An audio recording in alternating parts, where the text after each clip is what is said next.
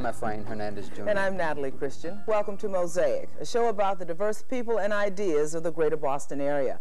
This week, we'll focus on key issues facing the city's gay and lesbian communities. In the arts, I'll talk with one sculptor about the sensuousness of his work. Michael Moretti freely acknowledges that some of his work has obvious homosexual overtones. During our At Issue segment, we'll find out about an organization that offers a support system for the families and friends of lesbians and gay men.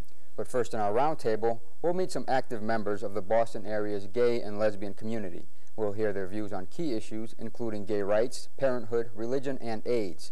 And we'll find out if they think the world is becoming less or more homophobic. Join me now at our roundtable.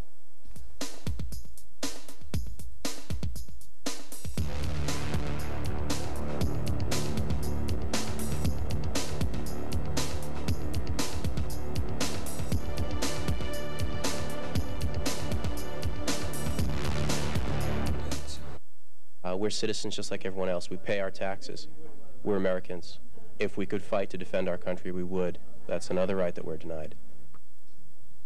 The struggles of the nation's gay community are undoubtedly more public than ever these days. There are now national gay and lesbian organizations with significant clout, and most would agree that the gay community has made some recent gains in areas such as civil rights, politics, and even AIDS research. But many activists say serious problems remain. Gay bashing is all too common, and a powerful religious right is pushing hard to keep gays in their closets. Joining me now to talk about the issues are Victor Day, a member of the Gay, Lesbian, Bisexual Affirmative Action Advisory Committee at UMass Boston, Jim Vetter, the Outreach Coordinator for the Gay, Lesbian, and Bisexual Speakers Bureau, Kenji Oshima, a staff member of the AIDS Action Committee, and Valarie Seabrook, a member of the Gay, Lesbian, and Bisexual Speakers Bureau. Welcome all of you. Thanks for being on Mosaic. Thank you. Jim, let me start with you. Give us an idea of what you think as far as, is homophobia worse now than it's ever been, or is it getting any better? Well, I wish I could say that there was one clear answer. From what I've seen, it's a little bit of both. How so? In going out to, we do a lot of speaking for the Speakers Bureau at colleges and high schools. When I first started doing speaking, the kids would ask these questions that were so incredibly stereotypical that they would be shocked that I wasn't coming in a dress. And now there's been more education. That there's much more of a sense that gay, lesbian, bisexual people are everywhere, come in all shapes and sizes. Kids will now ask serious questions about whether I've been discriminated against, how it felt to tell my parents. There's a lot more understanding. But then I see things like the Republican National Convention, where Pat Buchanan gets on and says horrible things about us, and that's part of one of the two major parties in our country on national television. Valarie, as part of the Speakers Bureau, do you feel that that it's just a greater awareness that there are gays and lesbians out there, and that doesn't necessarily mean there's acceptance, does it? Yes, I agree with that statement. There is more awareness. Acceptance is another issue. It depends on several factors, I think. Now that President-elect Bill Clinton is pushing for gays in the military, I think that's a very good signal, and it's an example that we need to have set across the country. However, there are a lot of groups out there that are anti-gay, and racist, and they have a lot of hate. So we still have a lot of way to go. Another thing in terms of bashing, gay bashing, I think now there are more reports of it. It existed before, but there was less of a person didn't feel as comfortable reporting it. Now there's the Fenway Community Health Center. They have the Victim Recovery Program. Robert Wienerman is the coordinator, and they have advocates and people to help them process legal issues. So, you know, I really don't think that there's less. There's some progress, but it's minuscule in my view. Kenji, in the work that you do, how do you see that the religious right is a factor in kind of keeping gays and lesbians from achieving equal rights? The religious right is trying to push its way into and fighting really hard and on. It doesn't affect my work so much at the AIDS Action Committee, but it's really clear from what we're talking about that the religious right is trying to stop us in getting what we consider to be civil rights. We've spoken up, we're much more visible, I think that's a factor in the violence that we're seeing these days. It's not just up in reporting, but we are more visible. They're trying to affect mostly our civil rights, not specifically AIDS funding so much.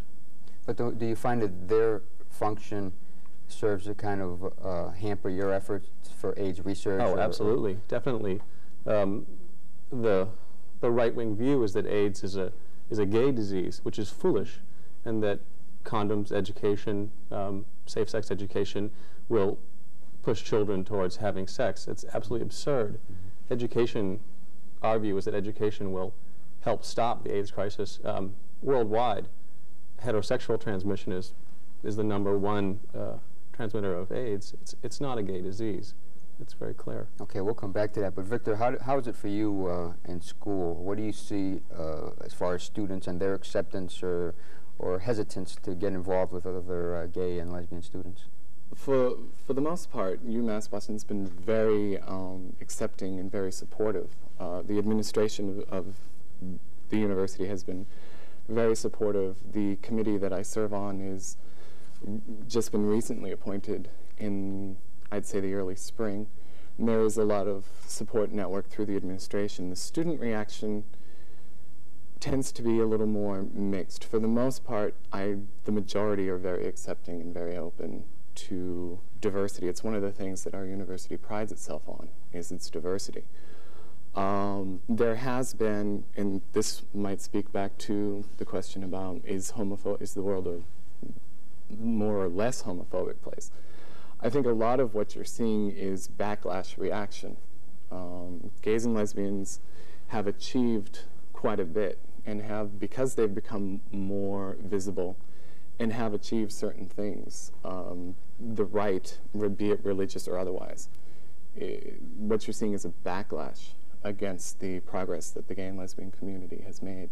And some of the arguments are so absurd. Exactly. Where they're talking about that we're asking for special rights, whereas really what we're asking for is really just equal rights, equal civil rights. Right. That if I want to be able to teach in a high school, that I should be able to use, if someone walks in with a wedding ring, they're making a statement about being heterosexual. If they talk to their class about where they went on vacation with their husband or wife, that makes a heterosexual statement. That we're one minority that can be invisible. That if we're scared into silence, then nobody knows. You know, if we could walk in here, this panel could have been on anything else. From the looks of us. What are some of the things that the general community takes for granted, though? Like you said, you could be on any panel, but you're on this panel, and we're talking about these issues.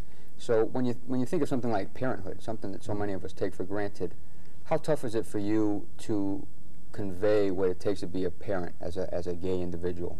How different is it from what I would say to someone I was speaking to? Why don't you take that one, Valarie? Well, the family unit has changed over the years. You have single mothers, they have a family unit. You have 2 men that can raise a child. You have 2 women that can raise a child. They're so diverse. As long as you have a basic loving unit, understanding good communication, good role models in terms of responsibility and things that should be carried out in terms of education and caring for children. To me, that's what's important for a family unit. We have to get away from this dinosaur definition of a family.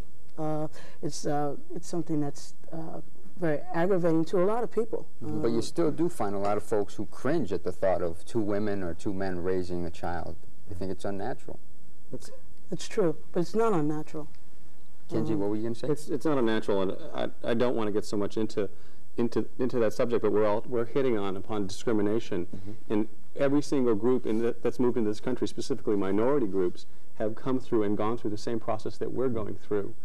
Rejection and having to fight for their rights, and eventually acceptance, but it's by exposure.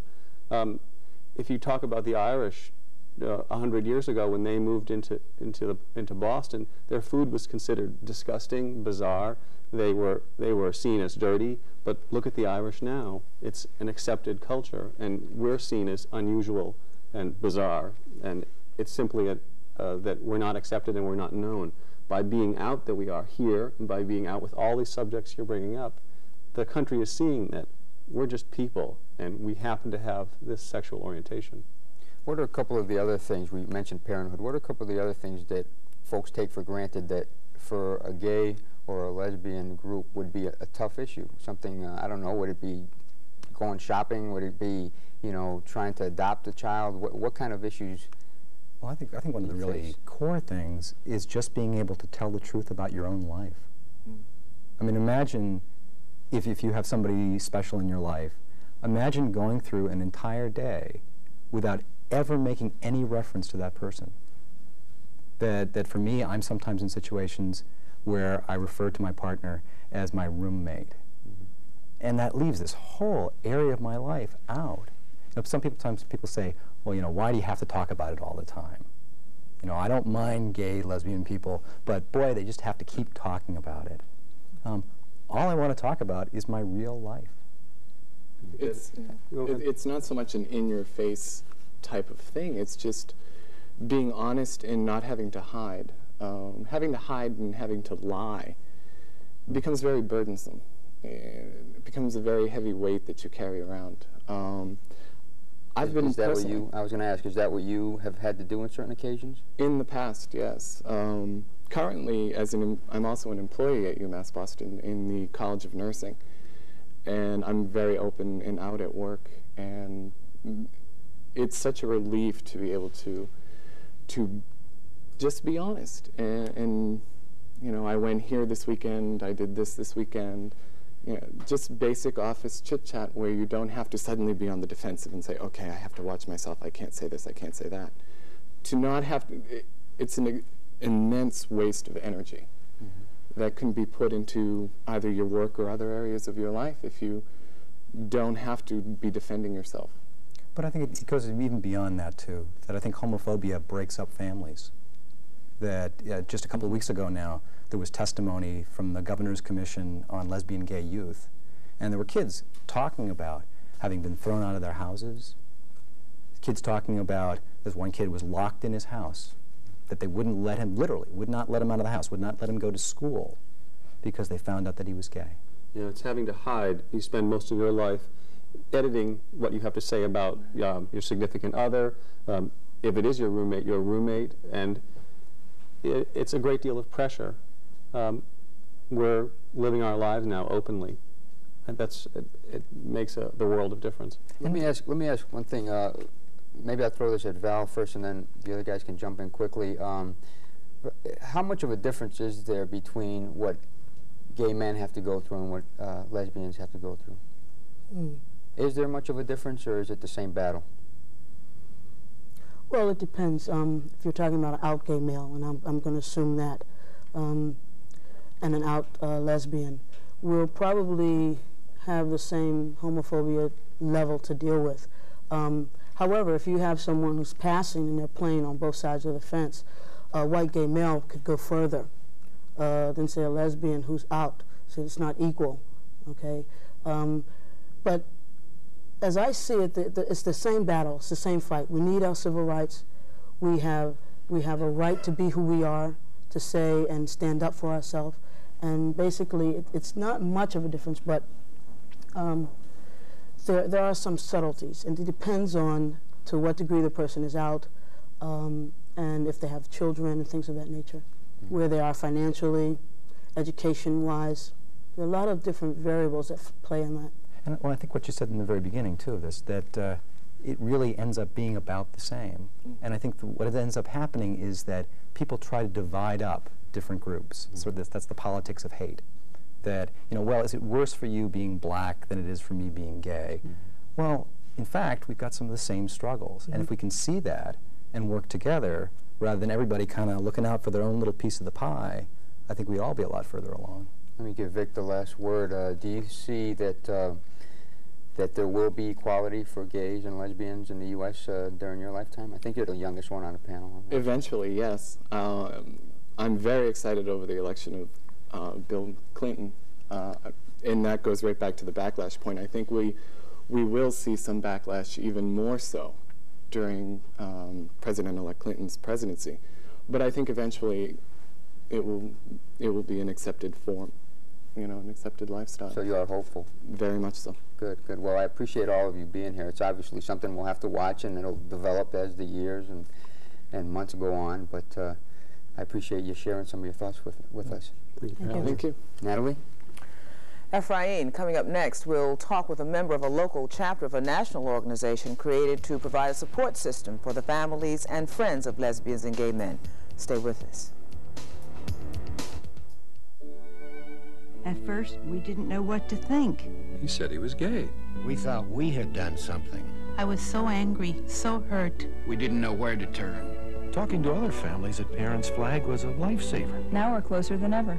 She's the same daughter she always was. We love him just as much as always. Parents' Flag helped us through it. You are not alone. Talk to us. We understand. For the Parents Helpline nearest you, call 1-800-4FAMILY. At issue this week, support for the families and friends of gay men and lesbians. Due to the continuing negative portrayal of images of gay people, finding out that a loved one is gay can uncover a lot of emotional confusion.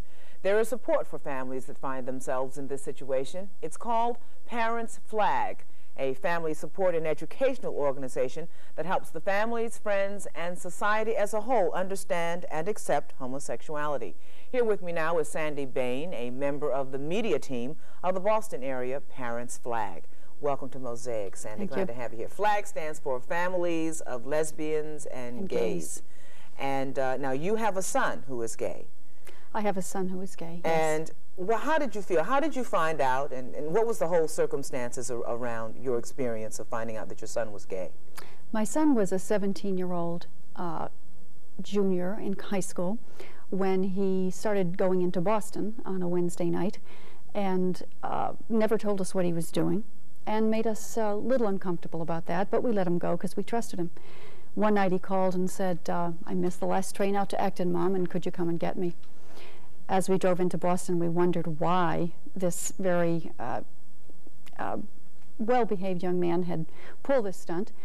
When we picked him up, he said, and these words have been etched in our minds ever since, Mom and Dad, I can't lie to you anymore. I'm gay. I've been going to Bagley meetings. Bagley is a support group in Boston. Our feelings at the time were of shock, of disappointment, loss, guilt, the whole gamut. Guilt. The first one is always, what did I do wrong? Because in our society, this is wrong. Eventually, other feelings came to the fore, among them how incredibly brave he was to tell us, not to mistrust us, and to know that he wouldn't be rejected. How long Very did it important. take you to come to accept his homosexuality? I would say about a year. About a year. We supported him, but to understand what this was that he was telling us took a long time. Explain that. What do you mean? To know that we still loved him, that he was our son, and nothing was going to get in the way of that was instant. That never changed. But to realize that Joe, who loves computer games, is passionate about justice, loves to cook, is shy, is stubborn, all those things, that this being gay was just part of that. It was just one thing that he was, and that we could accept it took a while. Was it easier or more difficult for you or your husband to accept this? We hit it as a unit. We really worked hard on it together. In fact, the three of us went to therapy briefly to make sure that we dealt with it well, because it was so important to us. I think being public has been easier for me. I think in general it is easier. I'm sensing that it's easier for mothers, although that's not always true. Sure. We may be essentially more, maybe more flexible, maybe more practical. I'm not sure what it is. But a burden, tremendous burden, has been lifted. Yes. The guests in the previous segment were talking about homophobia. Now, do you get those feelings too? Do you openly talk about the fact to your friends that you know, well, or in the course of conversation, yes, well, my son is gay, and do you get a negative feedback from that? We have found ourselves being very, very careful. We have told people at the teachable moment, at the right time. So far, there has been not one negative reaction. We are very pleased with our family, with our friends. They have been very supportive, even if before they had shown signs of being slightly homophobic, the gay joke, etc. So I haven't seen that, but as I say, we've been careful. I think were I to be blatant about it and to speak constantly about it, I would see those reactions. Sure. They're there. So tell us a little bit about Parents Flag and what services you offer to people. People generally come to our meetings having recently found out that a son or daughter is gay or lesbian, and indeed gays and lesbians come as well. May not be parents, it may be siblings, it may be friends, it may be husbands or wives who recently found out that their husband or wife is gay or lesbian. So there's a broad range of people who come to the meetings. Generally they're in shock. They're struggling, they cry a lot. They're very, very stricken. Over time, if they come back, usually they learn to accept, to be able to deal with it, to find out how others do it. The gays and lesbians who come will try out on the parents of other gays and lesbians telling their parents. They try to deal with it through us, and we do the reverse. We see how they're dealing with their lives, and it helps us deal with our own gay and lesbian family members. Now that public service announcement that we just showed, you've been getting a lot of response from that. So people are ready to at least come forward because they're finding that it's just too much to bear alone. Absolutely. That public service announcement has gotten a lot of response. It's to let people know that we're there, but as well that the way the spot was filmed was to indicate that people, you couldn't tell looking at those people what they were. And that's what the folks said in the first segment. You know. Exactly. We've got an address if you want to get some more information about the Boston area Parents Flag. It's Parents Flag of Greater Boston, Post Office Box 44-4 in West Somerville, Mass. The zip is 02144. Write them and get information and just begin to understand and deal with it, because you don't have to bear it alone. Thank you so much, Sandy Bayne. Thank you, Natalie. Next on Mosaic, the art of Michael Moretti. We'll be right back.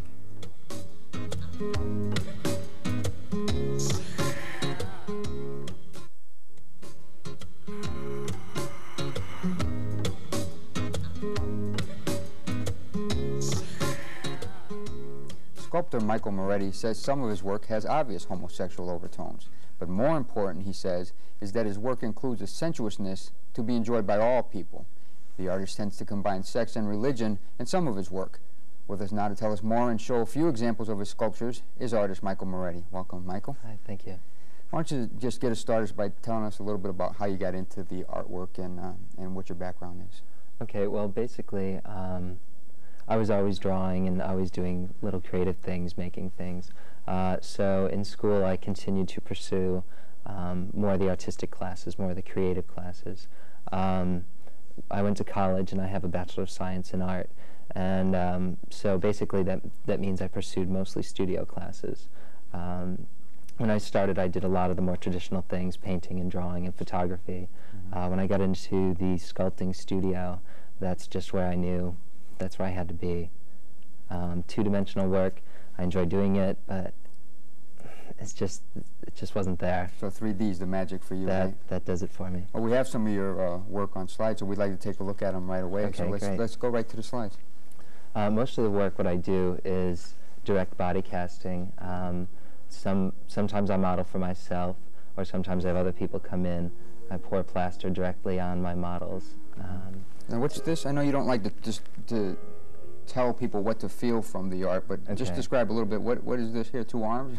Yeah, the 2 arms intertwined. Okay. All of my work is untitled. Some of them have subtitles. You referred to combining sex and religion.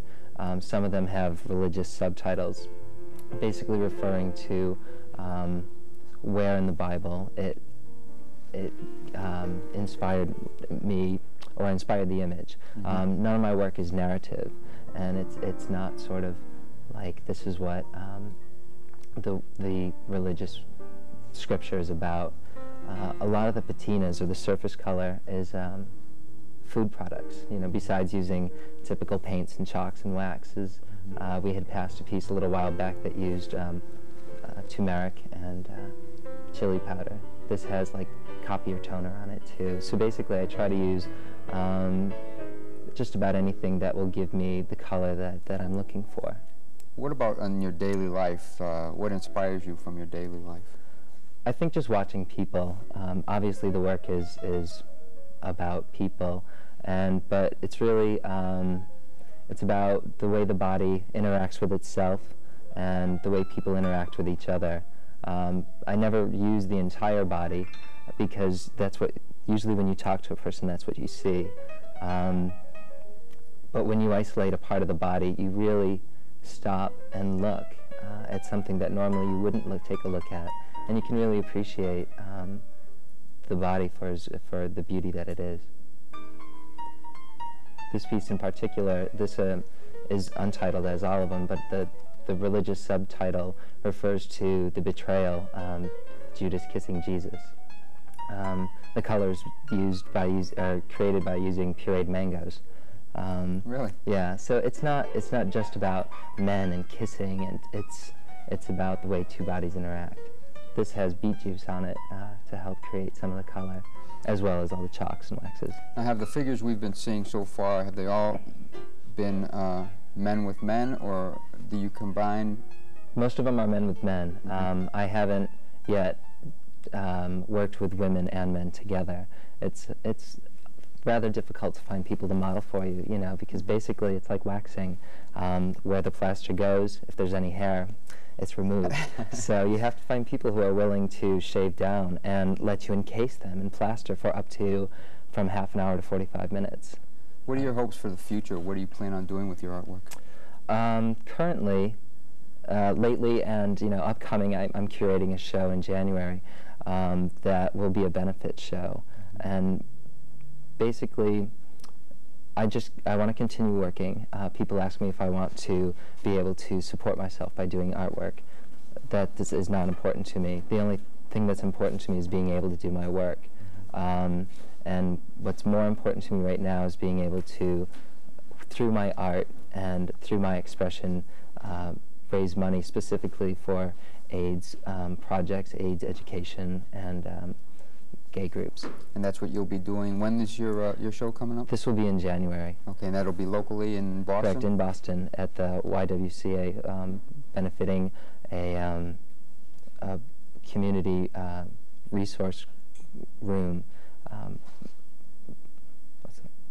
through Positive Directions. Okay, and it'll be obviously open to the public. And correct. There will be an opening, and it will be publicized. Okay, great. Well, I appreciate you being here, Michael. It's great looking at your work, and we'll keep an eye out for you in January, too. Thanks. I hope so. Thank you. All right. That's going to do it for this week. I'm Efrain Hernandez, Jr. And I'm Natalie Christian. We hope you'll join us again next week for another edition of Mosaic.